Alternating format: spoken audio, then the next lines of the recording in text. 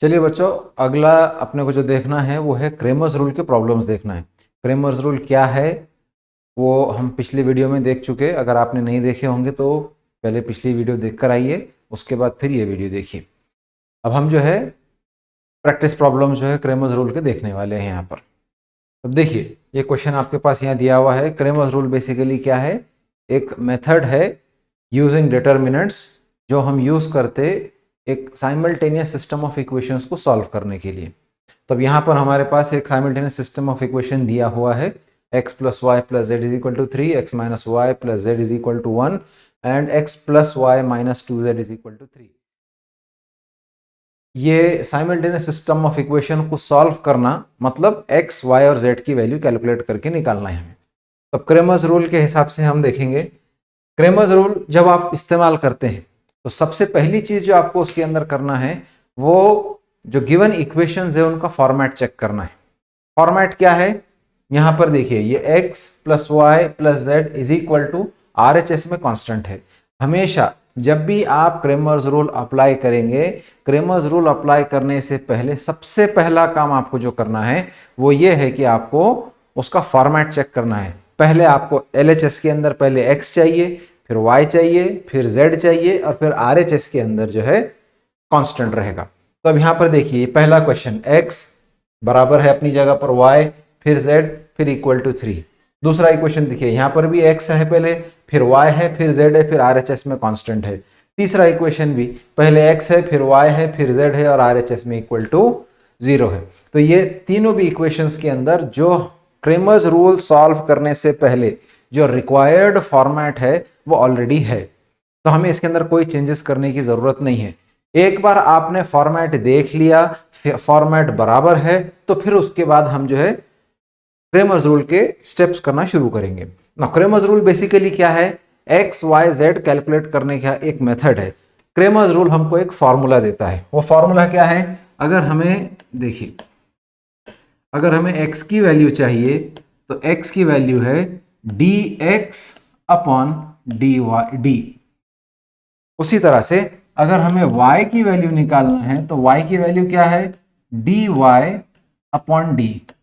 Similarly अगर z की value निकालना है तो z क्या है? dz upon D. अब इसके अंदर dx, dy, dz और कैपिटल D ये क्या है ये हमको मालूम होना चाहिए। तो सबसे पहले हम इसके अंदर d क्या है वो देखेंगे। d जो है बेसिकली d एक डिटर्मिनेंट है। वो डिटर्मिनेंट कौन सा डिटर्मिनेंट है? एक ऐसा डिटर्मिनेंट जिसके एलिमेंट्स इस साइमल्टेनियस सिस्टम ऑफ इक्वेशन के अंदर जो वेरिएबल्स है x, y, z उनके कोएफिशिएंट्स का डिटर्मिनेंट है। ठीक है, तो अब डी डिटर्मिनेंट जो है इसके अंदर हम कॉलम वाइज देखेंगे। सबसे पहले कॉलम के अंदर x के कोएफिशिएंट्स आएंगे। यहां पर x का कोएफिशिएंट 1 है, यहां पर x का कोएफिशिएंट 1 है, यहां पर x का कोएफिशिएंट 1 है। तो हम पहले कॉलम के अंदर 1, 1 और 1 रख देंगे। उसके बाद हमें सेकेंड कॉलम के अंदर y के कोएफिशिएंट्स चाहिए। अब यहां पर y का कोएफिशिएंट क्या है? पहले इक्वेशन में 1 है, दूसरे में -1 है, तीसरे में 1 है। तो अब यहां पर हम लिख लेंगे 1 -1 1। उसी तरह से तीसरे कॉलम के अंदर z के कोएफिशिएंट्स आएंगे। यहां पर z का कोएफिशिएंट क्या है? z का यहां पे 1 है, यहां 1 है, यहां -2 है। तो हम यहां पे लिख देंगे 1 1 एंड -2। ना अब हमें क्या करना है? ये डिटर्मिनेंट को सॉल्व करना है। ठीक है ना, इसको सॉल्व करने से पहले मैं आपको dx, dy और dz ये तीनों चीजें बता देता हूं। dx क्या है? What is dx? dx जो है हमारे पास d डिटर्मिनेंट ऑलरेडी है। ये जो d डिटर्मिनेंट है, इस d डिटर्मिनेंट के अंदर जो पहला कॉलम है it is coefficients of x, दूसरा जो कॉलम है it is coefficients of y और तीसरा जो कॉलम है it is coefficients of z। dx determinant हमको अगर निकालना है तो उसके लिए क्या करना पड़ेगा? ये जो dx, dy, dz ये तीनों भी d डिटर्मिनेंट से डिराइव होते हैं। कैसे? ये जो d डिटर्मिनेंट है इसके अंदर जो x के कोएफिशिएंट्स का कॉलम है उसको हम रिप्लेस कर देंगे RHS में जो कांस्टेंट है उसके साथ। तब यहां पर x के कोएफिशिएंट क्या क्या है? 1 1 1, उसको हम रिप्लेस कर देंगे 3 1 और 0 के साथ। देखिए 310 और ये जो बाकी के दो कॉलम्स है वो एज इट इज रहेंगे। हम एक्स का कॉलम उसको रिप्लेस कर दे रहे RHS के साथ, हमने रिप्लेस कर दिया। अब यहाँ पे बाकी का कंटेंट क्या है, 1 -1 1 1 1 -2 this is equal to whatever, जो भी हम जब उसको कैलकुलेट करेंगे तब देखेंगे। अब अगली चीज हमें क्या चाहिए, अगली चीज चाहिए dy। dy कैसे कैलकुलेट करेंगे, अब dy के लिए भी जिस तरह हम dx निकालने के लिए डी डिटर्मिनेंट को देख रहे थे, उसी तरह से dy के लिए भी हम डी डिटर्मिनेंट को ही देखेंगे। कैसे, यहां पर ये जो डी डिटर्मिनेंट है, पहला कॉलम x के कोएफिशिएंट्स है, दूसरा कॉलम y के कोएफिशिएंट्स है और तीसरा कॉलम z के कोएफिशिएंट्स है। dx के लिए हमने x वाले कॉलम को RHS से रिप्लेस कर दिया। अब dy के लिए हम y के कोएफिशिएंट्स के कॉलम को RHS से रिप्लेस कर देंगे। देखिए अब ये वाला डी डिटर्मिनेंट, x वाला कॉलम एज इट इज रहेगा 1 1 1। ये जो y के कोएफिशिएंट्स का कॉलम है उसको हम RHS से रिप्लेस कर देंगे। ये आ गया 3 1 0 और उसके बाद जो तीसरा कॉलम है वो एज इट इज रहेगा, जो कि z का कोएफिशिएंट वाला कॉलम है। ये हमारे पास आ गया dy। अब उसी तरह से हमें निकालना है dz।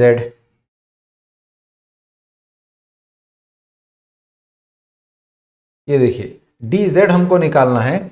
dz निकालने के लिए हम क्या करेंगे, ये देखिए ये जो डी डिटर्मिनेंट है, इस डी डिटर्मिनेंट के अंदर यहां पर ये x का कोएफिशिएंट है, ये x का कोएफिशिएंट है, ये y का कोएफिशिएंट है और ये z का कोएफिशिएंट है। तो dz कैलकुलेट करने के लिए अब हम क्या करेंगे, ये जो z के कोएफिशिएंट्स वाला कॉलम है उसको RHS से हम रिप्लेस कर देंगे।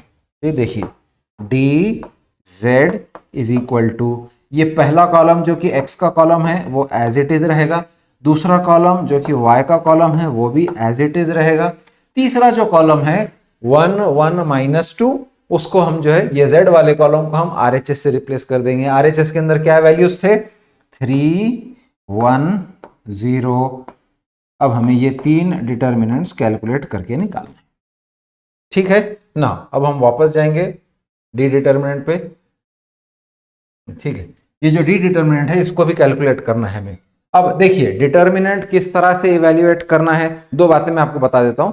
डिटर्मिनेंट किस तरह से इवैल्यूएट करना है इसके वीडियोस हम देख चुके, मैं आपको एक्सप्लेन कर चुका। जो प्रीवियस वीडियोस नहीं देखे हैं आपको मैं रिक्वेस्ट कर रहा हूं कि आप पहले जाइए प्रीवियस वीडियोस देखिए, उसके बाद फिर यहाँ पर आइए। अगर आप पहले के वीडियोस देखकर नहीं आएंगे, पहले के वीडियोस नहीं देखे होंगे आपने और डायरेक्टली ये वीडियो देख रहे हैं, तो हो सकता है आपको समझने में थोड़ी परेशानी हो। इसलिए आपकी आसानी के लिए मैं आपको बता रहा हूँ कि जो प्रीवियस वीडियोस है जिसके अंदर मैंने बहुत डिटेल में आपको एक्सप्लेन किया हूँ कि एक डिटर्मिनेंट को किस तरह से इवेल्युएट करना है, वो आप देख करके आइए। ये एक बात। और दूसरी बात, यहाँ पर मैंने जो यूज किया ये कैपिटल D है, dx है, dy है, dz है। अब कुछ ऑथर्स जो है कुछ बुक्स के अंदर वो क्या करते हैं, ये जो नोटेशन है यहाँ पे कैपिटल D का इस्तेमाल करते हैं।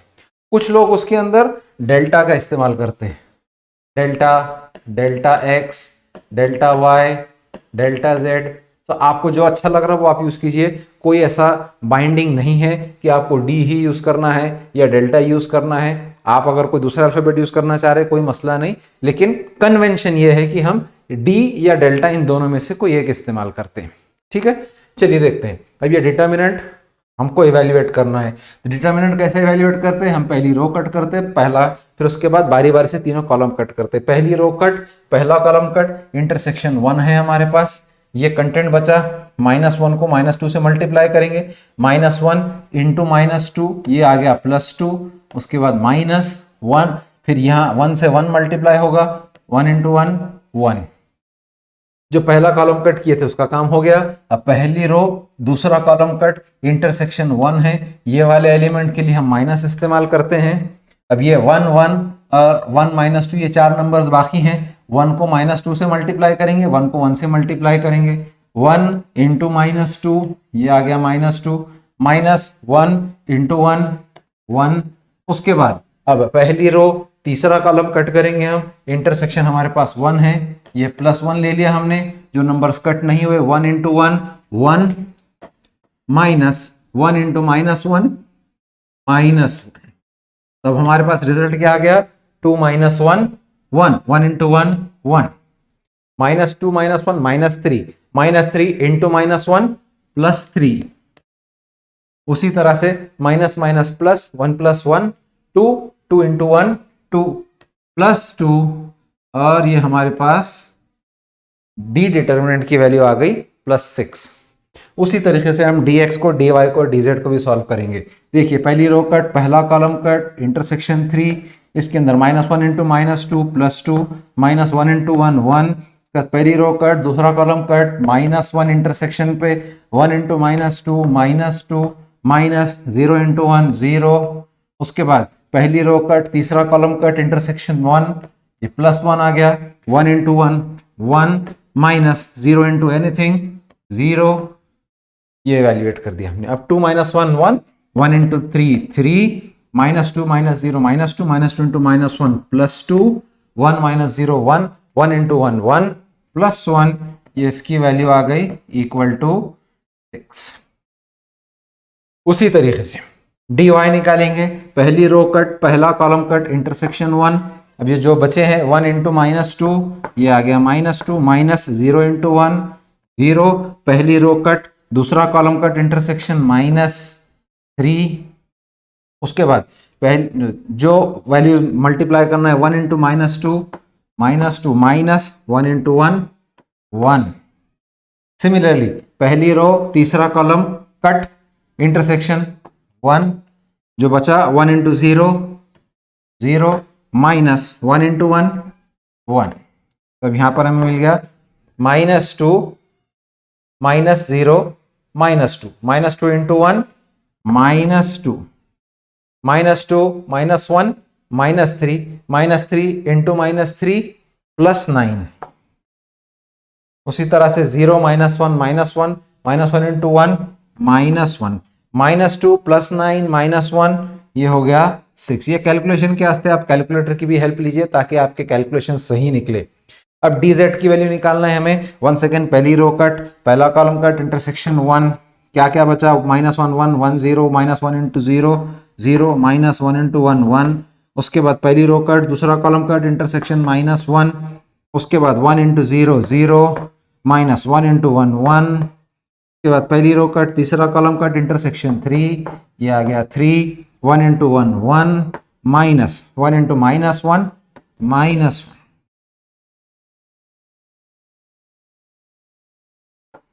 Minus equal to 0 -1 -1 -1 into 1 -1, 0 -1 -1 -1 into -1 +1, उसके बाद इधर माइनस माइनस प्लस 1 + 1 2, 1 2 इंटू 3 6, ये आ गया 6, -1 + 1 कैंसिल हो गया, ये बचा। अब मैं जो है यहां पर उसको सॉल्व कर देता हूं। हमारा फॉर्मूला क्या है, अब फाइनल आंसर निकालने की बारी है। फाइनल आंसर निकालने की बारी है, हमें क्या निकालना है, x निकालना है। x का फॉर्मूला मैंने आपको क्या बताया था, x is equal to dx upon d। Now what is the value of dx, dx की वैल्यू है 6 और d की वैल्यू है वो भी 6 है। सो अल्टीमेटली x की वैल्यू हमें क्या मिली, x की वैल्यू 1 मिल गई है। उसी तरीके से अब dy की वैल्यू निकालना है। dy के लिए फॉर्मूला क्या है, y is equal to dy upon d, which is equal to dy की वैल्यू हमें क्या मिली, 6 मिली। यहां पर dy की वैल्यू हाईलाइट कर देता हूं, dy की वैल्यू 6 मिली, d की वैल्यू भी 6 थी, 6 6 कैंसल, y की वैल्यू हमें क्या मिली 1।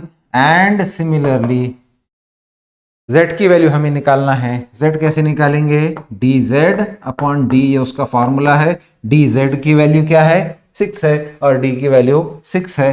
सो we have 6 upon 6, so we have z is equal to 1। So ultimately ये जो साइमल्टेनियस इक्वेशन हमें दिया हुआ था, x + y + z is equal to 3, x - y + z is equal to 1 and x + y - 2z is equal to 0, ये जो system of simultaneous equation दिया हुआ था, इसके अंदर सिंप्लीफाई करने के बाद क्रेमर्स रूल से x की वैल्यू हमें मिली 1, y की वैल्यू मिली 1 और z की वैल्यू मिली 1। ठीक है, तो ये हमारे पास x, y और z के वैल्यूज आ गए। अब इसके अंदर आपको एक और बात बता देता हूं मैं, आप उस चीज को जहन में रखिए। वो क्या है कि जब क्रेमर्स रूल के सवाल पूछे जाते हैं तो कभी कभार वो सवाल ऐसे करता सॉल्व यूजिंग क्रेमर्स रूल। अगर इस तरह से सवाल पूछा हुआ है तो आपको एक्स वाई जेड पूरे निकालना है। कभी कभार वो क्या करता है सवाल पूछते वक्त, वो या तो बोलेगा find the value of X, या बोलेगा find the value of Y, या बोलेगा find the value of Z, या बोलेगा एक्स एंड वाई निकालो या वाई जेड निकालो। तो उसने जो पूछा उतना ही कैलकुलेट कीजिए। और बिल्कुल हमारे पास सबके लिए फॉर्मूले अलग अलग है, एक्स का फॉर्मूला अलग है, वाई का फॉर्मूला अलग है, जेड का फॉर्मूला अलग है। तो आपसे जो पूछा गया आप सिर्फ उतने का ही जवाब कैलकुलेट करके निकालिए। सारे हर बार कैलकुलेट करने की जरूरत नहीं है, जितना आपसे पूछा गया उतना ही आप कैलकुलेट करके निकालिए। ठीक है, तो ये था पहला प्रॉब्लम क्रेमर्स रूल का। अगला प्रॉब्लम हम इंशाल्लाह अगले वीडियो में देखेंगे। Thank you.